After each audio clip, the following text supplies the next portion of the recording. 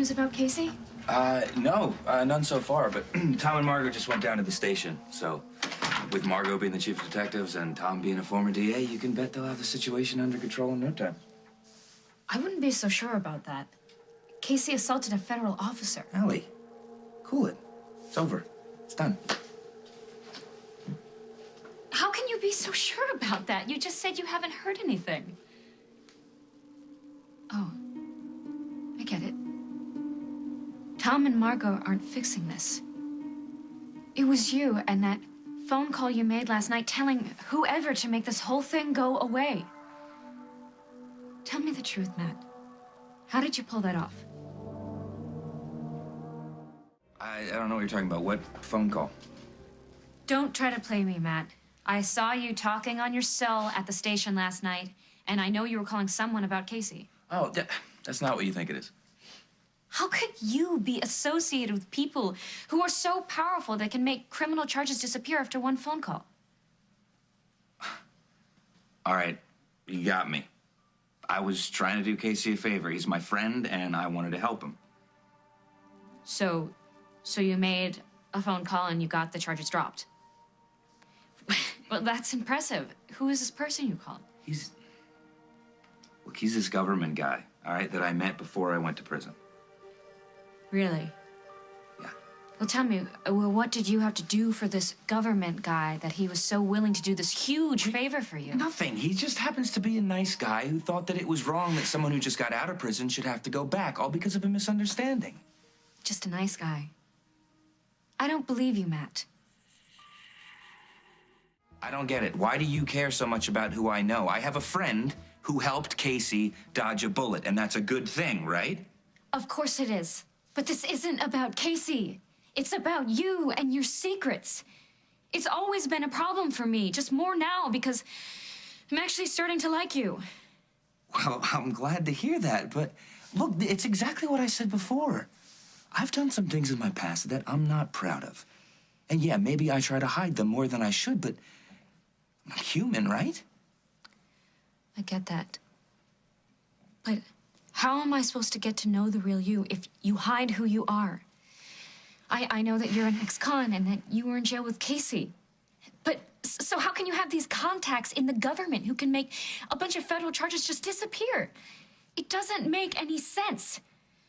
And when I ask you about it, you just give me vague explanations. Alison, look, I paid my debt to society, okay? I want to put that behind me and move on. I thought you, of all people, would understand that.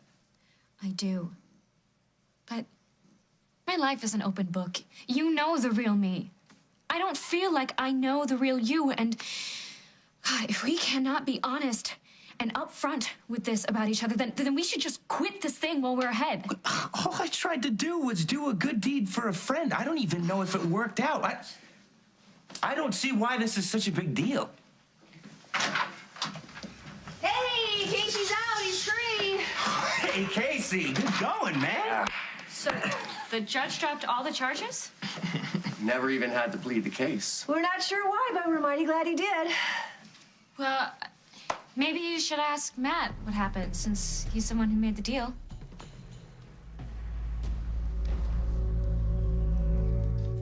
What do you mean Matt got the charges to go away? All I know is he made a phone call and Casey's a free man.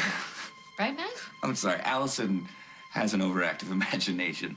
I called somebody, but I don't know if it did any good.